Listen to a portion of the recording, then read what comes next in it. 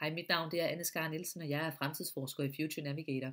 Jeg er en af dem, der har været så heldig at få lov til at undervise på Soul-lederuddannelsen, og for mig har det været en gave at få lov til at være med, fordi jeg har efterhånden arbejdet professionelt som fremtidsforsker i 14 år, og har mødt rigtig mange ledere. Det kan være kendte, det kan være ukendte, det kan være i Danmark og i udlandet.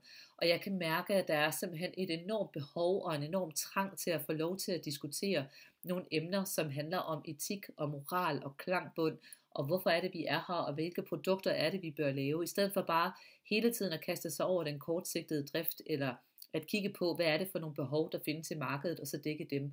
Bare fordi folk beder om det, er jo ikke det samme som, man skal lave det.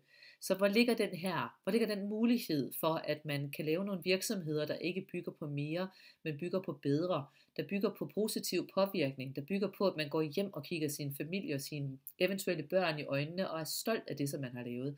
At man bruger sin tid fornuftigt, og at man bidrager til noget, der faktisk gør planeten til et bedre sted at være. Kan mærke, at der er simpelthen et enormt stort behov for at gøre det. Så det kræver jo et vist mod at møde op på sådan et kursus. Jeg tager helt klart hatten af for de kursister, jeg har fået lov til at undervise. Jeg synes, at de er berigende også for mig at være sammen med. Så jeg kan varmt anbefale, at man sender sine ledere afsted på det her kursus, men også at man lytter til dem, når de kommer tilbage, fordi det er ikke muligt at lave vedvarende forbedringer i virksomhederne, hvis ikke man også skaber de rammer, der skal til for, at det kunne lade sig gøre. Til gengæld vil det være super godt klædt på til fremtiden.